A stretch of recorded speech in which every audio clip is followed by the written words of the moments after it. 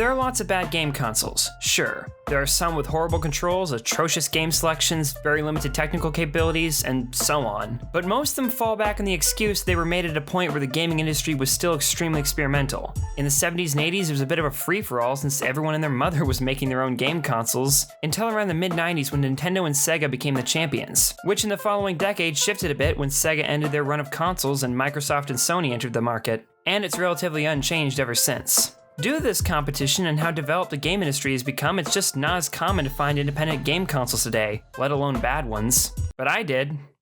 I really did. And it's almost too crazy not to talk about. It's a horrible atrocity of the gaming industry, and I'm surprised no one's given it the time of day because there's almost no funny remark a game reviewer can't say about it. And that's because it's a plug-and-play console. You see, many years ago in the dark times known as the early 2000s, there were mythical creatures known only as plug-and-play systems. The concept was simple. No console, no discs, no power plug, just an AV cord with a battery-powered controller. While consoles and PCs cost hundreds of dollars and need games that go up to $60 each, the plug-and-play systems would only set you back $9.99 and were ready to go with 100 plus titles once you pop in the old AA's. I guess in those days, it was basically the #1 cheap alternative to the Xbox Original and PS2. Although anyone who played real games at this time knew that this low price was not without a lot of downsides since this console has just about as much processing power as a grapefruit and at least you can eat those. But to a person who doesn't play games themselves and has to buy one as a gift for someone else, this probably sounded pretty good. I mean, who would want to play Halo or GTA when you can play 100 minigames with graphics older than the kids playing them? It was for parents who were either too cheap to care or too uninformed to know the difference.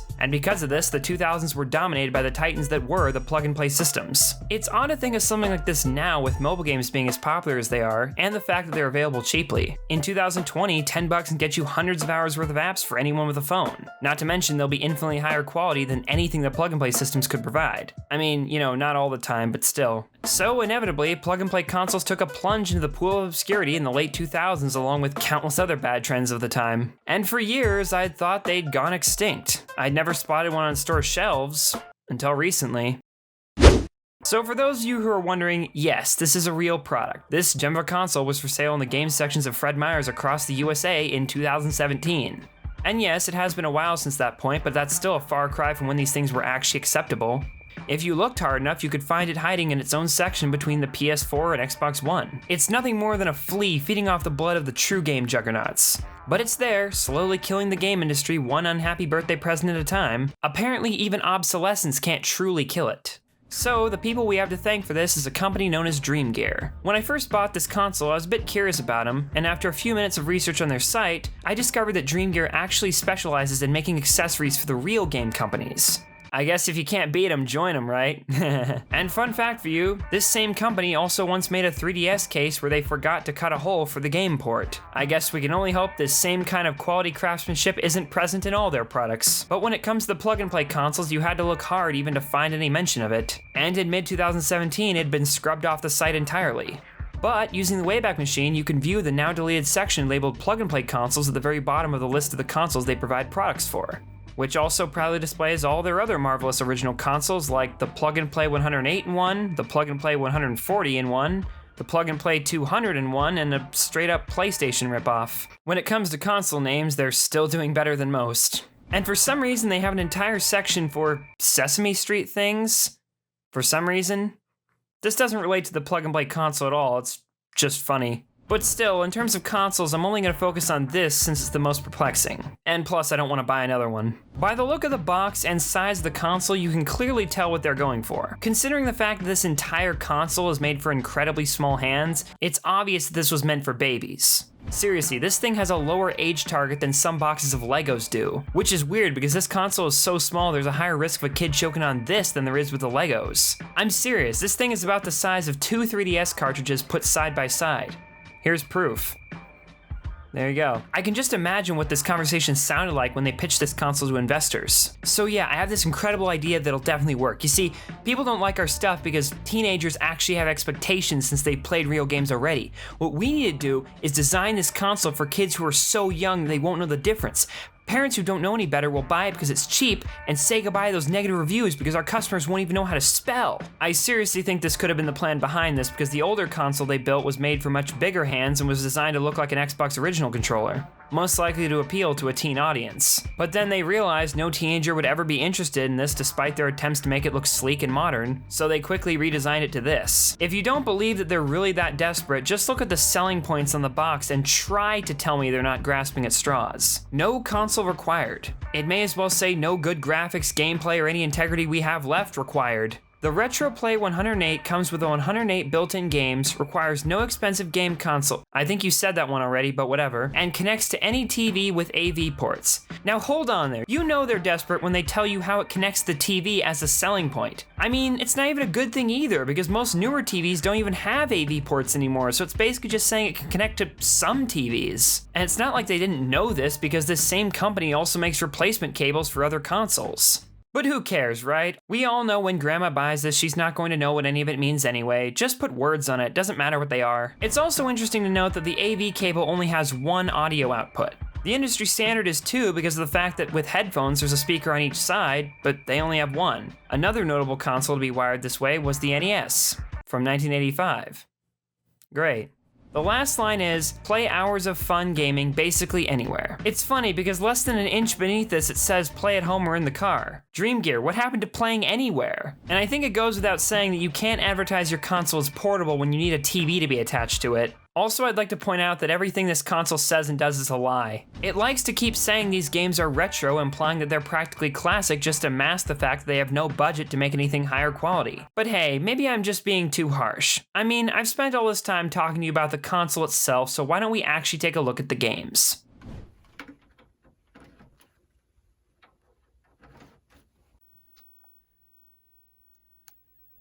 So as you can see, there is no false advertising with these guys. There are actually 108 games on here at least. You can tell by the plain white title at the top that required no artistic effort whatsoever. But as far as first screens go, I think we can definitely say this is already better than most. Yeah, Dream Gear definitely has them beat. Also, when I started it up, the screen took a second to recognize the signal, so it was black for a few seconds, but my capture card picked up this weird screen that kept flashing. That's coming from the console, not my TV. Oh, and if you've been on this channel for a while, you might notice that that's the pattern I use for my video transitions. And I haven't done transitions in over a year. I've been sitting on this review since 2017 now. I'm not kidding, I wrote this script 3 years ago and it's my oldest one to date. Anyway, let's just get into the first game, which is F-22. Whoa, this is actually an improvement. It looks like an arcade game and that title art is decent, at least for 1980 standards. That 2005 copyright year down there definitely takes you out of it a bit.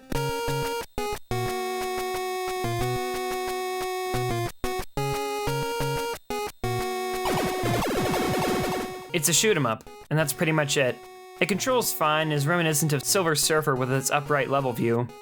It's pretty playable, albeit kinda boring. But before I get into the other games, I have to mention the horrid controls. This console's thumbstick on the left is just a mini joystick with 4 buttons underneath it for each direction rather than an analog control. So basically you can either move lightning fast or not at all because there's no in between with buttons like these.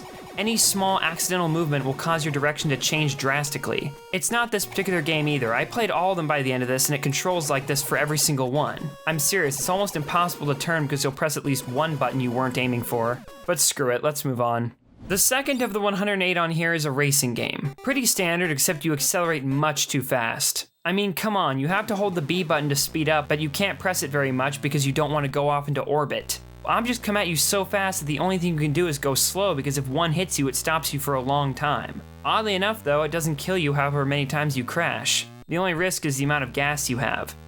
Yeah, apparently you have to make sure not to run out of gas. Ever play a racing game where you can run out of gas? When you're out, it's game over. The way you get gas is by running into it on the track, but there are obstacles you can hit as well, and the textures are so bad you can't tell which one is which. I mean, look at that. Is that a barrel of fuel? Nope, it's an obstacle. Or wait, it's moving? Is it a car? That's the weirdest looking car I've ever seen. There's also ammo on the track that you can use to shoot, but good luck finding enough of it because this game doesn't give it out very much. And it barely matters anyway because the other racers swerve into you from the side and your gun only shoots straight forward. Not to mention the hit detection is so strange you'll almost die at random. This game isn't bad, but it gets boring after about 10 seconds. Next. This one is simple. You're a Trubbish, and the goal is to push all these weird cloud things out of the way and reach a sparkly orange gumball. Simple game, not much to say. So as I played all these games, I realized something quite odd. Every single one fits into one or more of the following categories. 1. Shameless Galaga or Centipede clones. 2. Straight up copies of popular games, even if they aren't video games. 3. Mediocre maze games. 4. Originals, quote unquote. And 5. Well, I'll leave this category blank, but I'll get to it later. If I were to tell you now, you probably wouldn't believe me, so I'll have to ease you into it. First, the clones of Galaga and Centipede. Utmost Warfare, otherwise known as Galaga Clone number 1, is a simple shooter. Okay, no, it's not exactly Galaga, so it might not technically be a ripoff, but you can't deny that it's at least close. I know space shooter genre games aren't all ripping Galaga off, but most of the other games in that group at least have some original aspects thrown in to make them different in some way, like a plot with cutscenes, unique mechanics, characters, or something else. But when you change the background and sound effects but keep the core mechanics and add nothing else, then the title of ripoff is warranted. Maybe I'd give it a pass if this were the only game like this on this console, but there are so many others blatantly reusing the same shooting mechanic that I can't let it slide. For instance, in Little Witch, you're Ginny Weasley playing Sideways Galaga. Vigilante and Aim Crews are also Sideways Galaga, but even closer to being ripoffs because they left in the space terrain. And in Vigilante, you collect dollar signs for some reason. I mean, wouldn't it be something more specific to space? Whatever, I guess Dream Gear was just thinking about money when they made this. Why be subtle? Right? Aether Cruiser is just a second direct Galaga clone. Seriously. Submarine is just a game where you drop bombs on submarines below you. Simple, yet familiar. Seaport is just another shooter where you have to destroy a ship. Also incredibly familiar. And you see those green walls? Do you think you can hide behind those? Nope, they don't cover you. In fact, he can shoot through them, but you can't. And unlike him, you can only shoot straight forward and only fire one bullet. You can't fire another until the first is off screen. And one-hit deaths. It sucks. Crystal Blast is just a game where you fly back and forth and try to break orange towers with bombs that you crap out. Also, yes, that plane is you despite the fact that it looks like a cartoon villain. Then there's Ice Ocean? Huh? You play as a mermaid? I mean, seriously, when you think of mermaids, do you imagine the Arctic tundra? I'm no expert, but wouldn't they just freeze? I mean, I know they're not real, but that's still bothering me. This game is like Centipede, but whatever, it sucks anyway. You just shoot balls of ice to kill fish. Arena is just Galaga, only you punch instead of shooting, and with Roman soldiers. Man in Red is Galaga fused with Centipede in a way. You shoot multiple enemies, but they'll move down, and you as the player can only move back and forth like in Centipede. This one is just boring. Panzer Attack is a game where you shoot tanks. Not sure if it counts as a Galaga clone or not, but it's bad. The tanks will shoot at random, but once you destroy two, the last one will never stop shooting.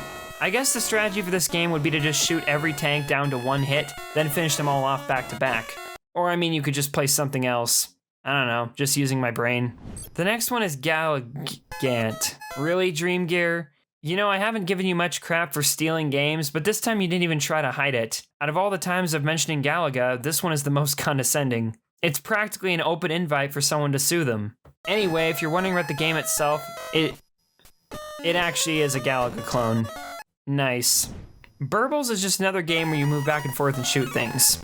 You shoot soldiers to get a score, and you shoot med packs to restore health because if a soldier lands on you, you lose health.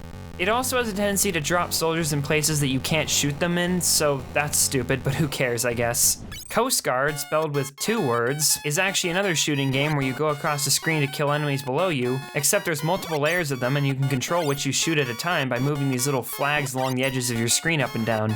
And finally, Cannonade is another Galaga ripoff. And that's just about it. And like I said, these aren't all exact clones, but they're similar enough to at least make the console boring to play. That's not saying very much considering the quality we're already dealing with, but even as a console whose sole advertising gimmick is the sheer number of games, it's a bit of a slap in the face to have so many of them be similar. There are about 13 games that copy Galaga and Centipede, which is about 10% of the whole console. But unfortunately, it just gets worse. This brings me to the next category. We all know that Dream Gear is trying to market their console to literally anyone with $10 to spend. And combine that with the fact that they literally don't care about originality, and you get the straight up copy of a popular game even if it isn't a video game category. What I mean is, even things like board games are being pulled in to bloat the title count and keep things cheap. I'm excluding sports games from this particular section, but I'll get to them later. For now, let's stick to the direct clones. The first is Close Quarters. It's weird because it's got a 3D landscape and is actually different from the other games. Too bad it's a blatant ripoff of Top Gun on NES, but hey, at least they're not ripping off Galaga this time. It's a step in the right direction. Actually, you know what? No. The only time this console could take a step in the right direction is if it was standing in front of a cliff.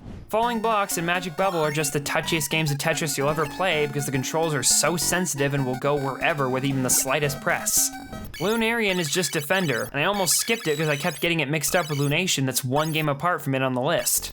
I mean, come on, I get that there could be games with similar titles on a console with over 100 of them, but do you have to put them right next to each other? Dejectile is just Bomberman, but the title fascinated me even more. When I went to write the script, I found this wasn't even a word. Although I did find that the Urban Dictionary definition is a person of lesser intelligence, which is by far the most fitting title for a game like this. Checkers is just checkers. Toad in the Hole and Rural Goblin are just whack-a-mole, but in Rural Goblin you don't have to aim and you can just mash the A button and win. You lose points for hitting things other than moles, but there are so few of them that you can win anyway even if you hit all of them. What's also weird is for some reason in Toad in a Hole you're hitting moles, not toads. They must have been so lazy that they changed the name but didn't even bother to edit the sprites. But I mean, come on, it's the 21st game. No one would ever play far enough to notice. Greeds is definitely a fitting title, but it's just Snake with crappy controls. It has the same controls as any other game of Snake, but since you play it on this cheap hunk of plastic, it barely works.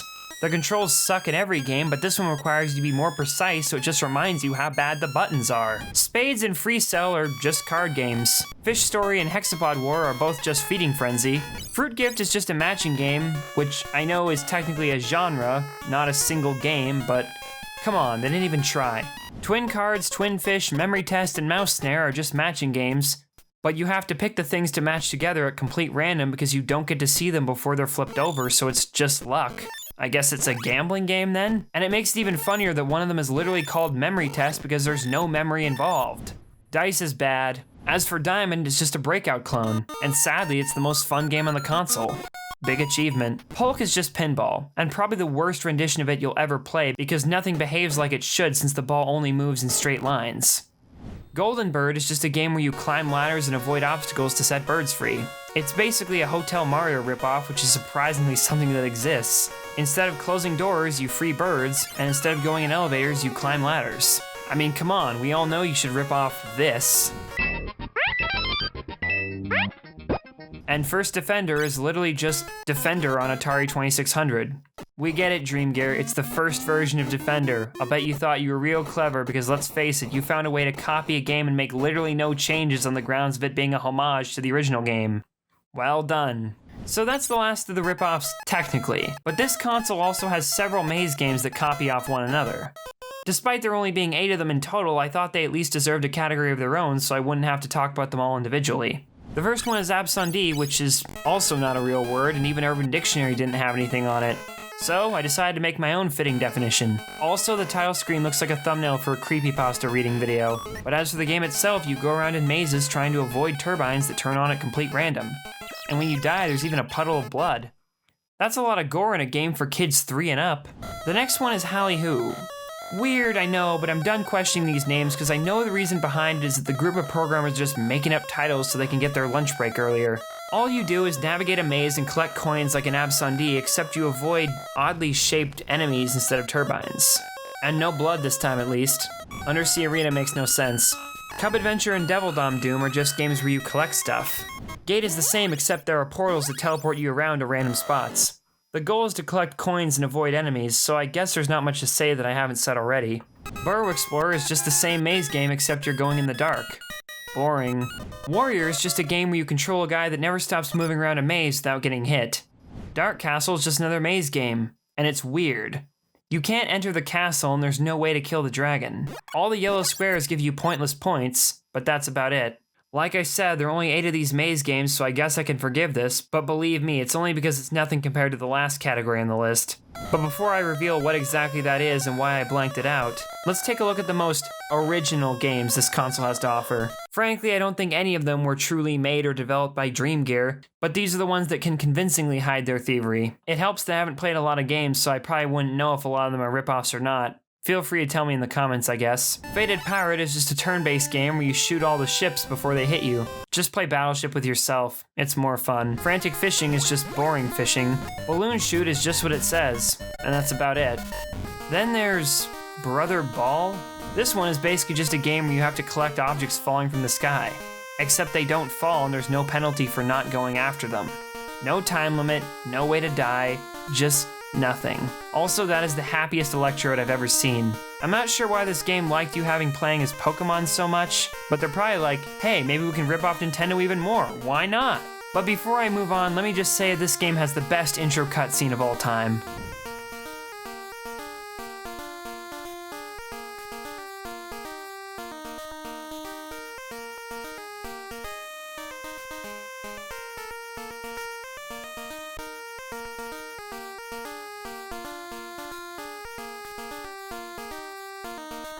Brilliant. Bug Catcher is just a game where you're a frog and you catch bugs, but only the yellow ones for some reason since the rest do damage. And when you win, your reward is getting to see a frog have a seizure. In Star, you avoid objects. In Danger Bridge, you move platforms to help a herd of dumb mushrooms across a bridge. Road Worker is just about fixing frickin' roads. Pizza Boy is about delivering pizzas, and my god, if I really wanted to do this stuff, I would just get a job and they'd even pay me. Why are these even games? In Fling Ball, you just shoot and don't let the guy in front of you catch it. Mowing is just mowing lawns. And Final Blood is just a game where you're a tank and you shoot things. Nothing to say, it's very boring. Seamate is just a game where you avoid fish and collect a bunch of coins, I think. It's hard to tell, but I think they're coins. This game is fairly simple, except for the fact that you run out of air very quickly. Yeah, despite the fact that you're a mermaid, you still breathe air and need to go up for the surface to get it. I guess it would also explain why this game is pulling you up constantly and you have to keep pressing the down button just to stay in place. Maybe the air is causing you to float? I'm surprised they thought of having it be realistic enough to keep yourself underwater, but yet didn't realize that's not actually how mermaids work. And I just realized this is the second time they've gotten the facts wrong about mermaids. So on to Nutcracky. What? Well, I guess I didn't need to sleep tonight anyway. This game is surprisingly simple. You're a nutcracker who just has to get past these giant walking mice and get to the princess. You can shoot them, but it doesn't matter since you're much faster. But when you do, they just slide across the screen. It's unintentionally funny, so I'll just say this one is good even though that's a lie. Music Moment is just a game where you're a dinosaur and you catch drops of honey. Never thought I'd say that before, but whatever, it's stupid. In Aerial Hero, you shoot tiny helicopters below you. It's weird because the red spot isn't where you fire, but rather you fire two guns at once that cross the path in front of you at that point. I don't know why this is, but if it's to make the game longer, then it succeeded because I played this thing for a long time just to figure out what the rules were. And then I remembered that I don't care. The next one is Pulveration, which again isn't a word and doesn't have a definition. Maybe you can just make up your own because I don't care enough to send another Urban Dictionary request. This game sucks as well, by the way. It's a tank game, but every enemy takes more than one hit to kill, although you don't, and whenever you kill something, it respawns in seconds and takes you out before you can even realize what happened. Toy Factory is just a game where you sort toys into the right places. You know, like green bouncy balls, clocks, and bombs? Whatever, this just shows that the people who made this have no idea what kids actually play with. Probably why this console sucks so much. The next one is Contest, which isn't needed because it's a contest just to play this thing.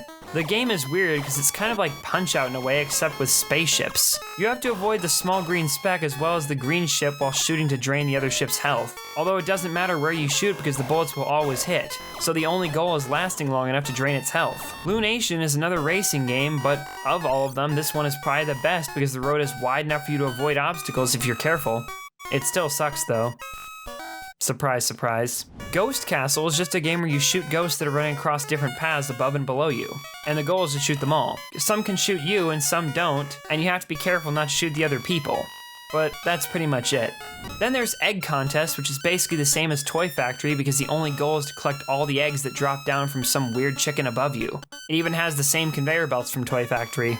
Seawolf is literally the same game as Final Blood except it's a boat instead of a tank. They've actually resorted to ripping themselves off now.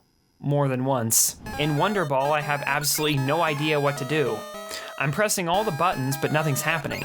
At least the others were easy to understand, but for this one I've got nothing. Magic Game is just another sorting game. Eggs are thrown on these platforms and there's a weird monster inside. You fix it with a controlled shock, sister location style. And if there's a star, you let it pass into the tubes above the platforms. The next one is Fair's Treasure, which again is incorrect. If it's a person named Fair, then it should be Fair's Treasure with an apostrophe. Oh, I guess it's Fairy's Treasure even though the title first said Fair.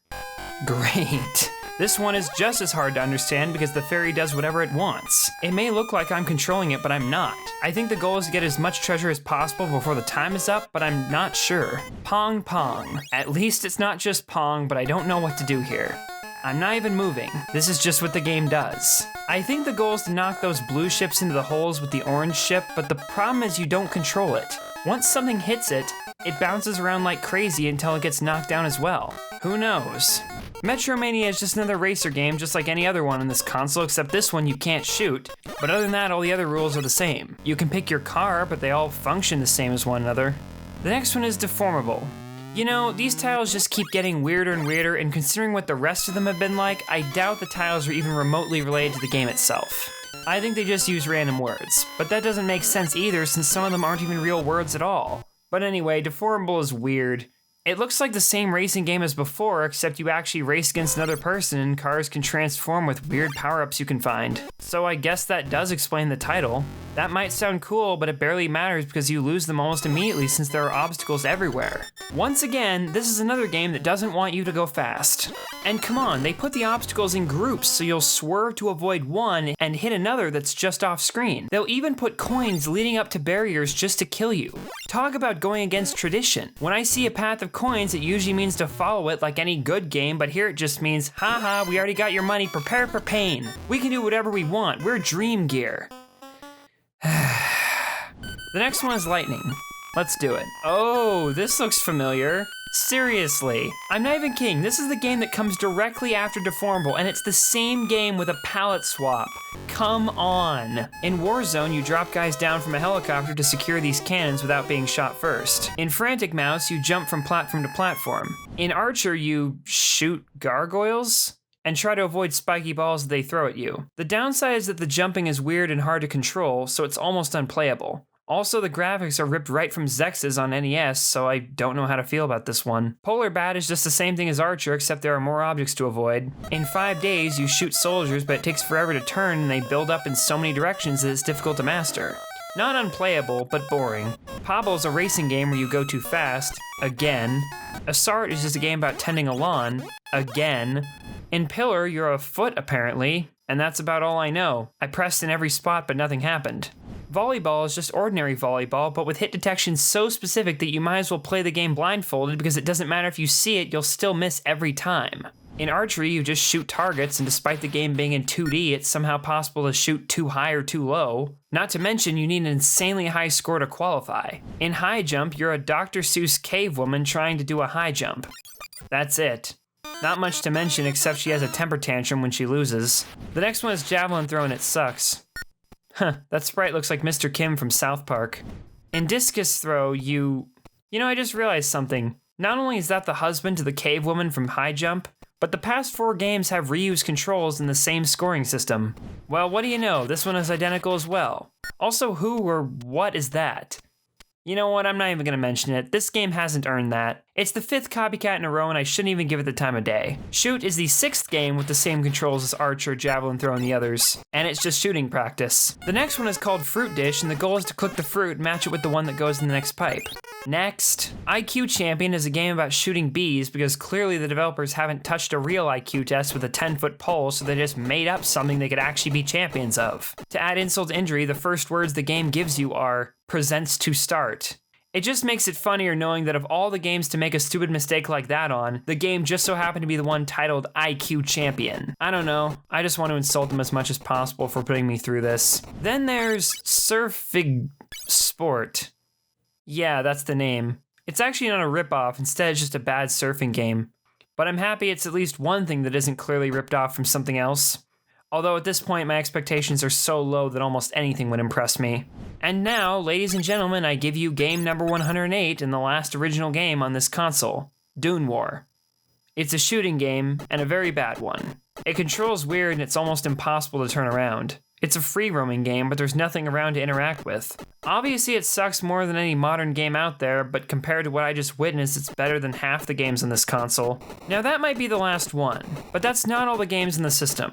You're probably wondering what could possibly be left on a console that's worse than this. We've seen clones of classic games, clones of things that don't need to be video games, and original games that we wish were clones so they'd at least be playable.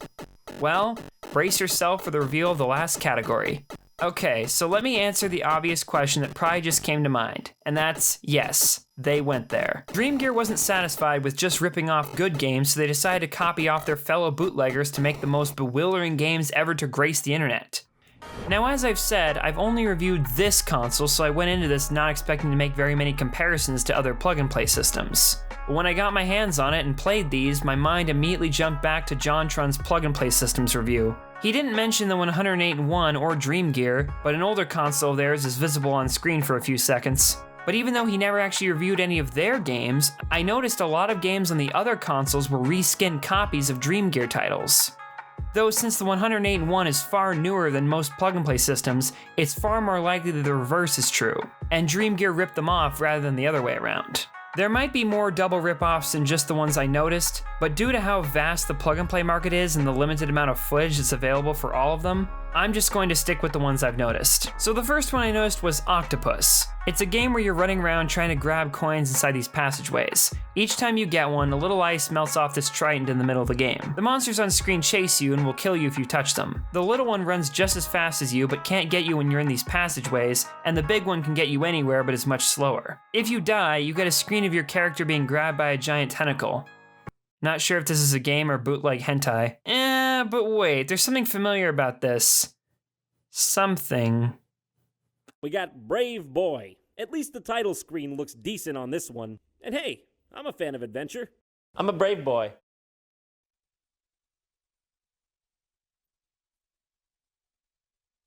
Not a brave enough boy for this! I looked closer and sure enough, Octopus is a ripoff of Brave Boy. Weird. Both games have different textures, but the gameplay and mechanics are identical. The next one is... oh my god, seriously? This is just a flat-out copy of Xmas Gift from JonTron's video. In it, you catch or dodge presents that Santa throws, depending on where you are, but look at these two. At least with Octopus, they bothered to change everything, but with this one, Dream Gear kept all the sprites and only changed the background. And the very next game is Labyrinth, which, by the way, is also a ripoff. I'm speechless right now, but I'm gonna keep talking anyway. Move Box is weird. I thought it was just about stacking things at first, but you can't do that. Instead, you can only crush boxes. It's a ripoff of another plug-and-play system, and I think the goal is to stack as many of them as you can, but I'm not sure. The game makes no sense. Alright, let's move on to the next game. It's called Goblet Tower. Sounds like an adventure game. What? So yes, this is the same game as before. As if being a copy of a ripoff wasn't bad enough. Now we have a copy of a bootleg of a bootleg. Take that in for a second. First they ripped off another bootlegger, then they copied themselves. Then there's Snowball, another JonTron ripoff of a game called Boxes World where you push around boxes. But in this one you just push snowballs. That's it. Antiquarium is a ripoff of a game called Cute Fish. In this game, you select your bait and try to catch fish that include mermaids, which are smaller than the fish for some reason. Once again, getting the facts wrong about mermaids. Also, they're robotic fish because reasons. Shrew Mouse is a ripoff of a game called Star. Star is also the last game on the other console in JonTron's video, so hopefully this means I can stop seeing crappy ripoffs when I'm not looking in the mirror. And that's it. I played every game on the Retro 108 and I have to say, it was insanely tedious. Hopefully it's not as tedious to have watched, because despite going through 108 titles, we're not quite done yet. I already mentioned that Dream Gear had sold several other consoles available on their website, and that the older one had been made to mimic the Xbox Original's controller size and style. Well, by some weird coincidence, I found it at a retail store not too long after starting my initial script. The console is called the Dream Gear 54-in-1, which predates the others. I guess that explains why they put 108 games on the following console, so it would have exactly twice the titles of its predecessor. Still doesn't explain why they went to 54 to begin with, but I digress. This one actually wasn't anywhere on Dream Gear's site at the time I bought the 108-in-1, but it's the same console JonTron showed in his review. I was gonna save this one as the topic for another video, but after playing the games, I realized I didn't have to, because nearly half of the titles were reused and put onto the 108-in-1. Or I guess the other way around. I'm not kidding. Dream Gear has ripped off original NES titles, ripped off other bootleggers, ripped off their own games to bloat their title list, and even ripped off older games from their own older system. Duplicating games in the same console is bad enough, but this is just inexcusable. What if some kid was given both at once, or got one then the other down the line? It'd be pointless. I guess it could explain why this older version isn't being sold anymore alongside the others, but still. I mean, you don't buy an Xbox One to just play 360 titles. It makes me wonder if the other Dream Gear consoles on this site were pulling this crap. Repeating titles is extremely scummy, and the worst part of all is, these aren't even good games! Though I now can see why the plug-and-play consoles were an easy time waster way back when. Sure, they were inferior alternatives, but for the asking price and with the target age group, these were good for what they were in the late 90s. But the 108 came out in 2014. This is an abomination and there is no excuse for it today. In an age where games are exponentially growing in quality and infinitely superior alternatives are everywhere, I can't possibly fathom how a plug-and-play console still existed as late as 2017. Some games were unplayable, some were unnecessary, and they all were bad. Any redeemable quality this thing has was just stolen from someone else in the form of porting classic games. Nothing is original, and absolutely no fact-checking was done when it came to the mermaids. The only satisfaction I got out of this was knowing that despite Dream Gear's best efforts, the bootleg plug-and-play market died, making these consoles go truly extinct from store shelves. And in the time that it took me to actually adapt this script into a video, the 108-1 has officially been taken out of circulation and was scrubbed from Dream Gear's site. Thank God. You could buy a $20 smartphone and get infinite free apps that are much better than any Dream Gear game. You can download free retro ports on PC. You can just get an old system from a garage sale. There are infinite ways today to have enjoyable gaming experiences for less than this piece of crap went for, but people bought it because it preyed on lack of awareness. But public awareness is rising, and now their customer base has faded away, with the plug-and-play market itself not far behind. Stick to making products for the real game companies, Dream Gear, because that's where you belong in this market.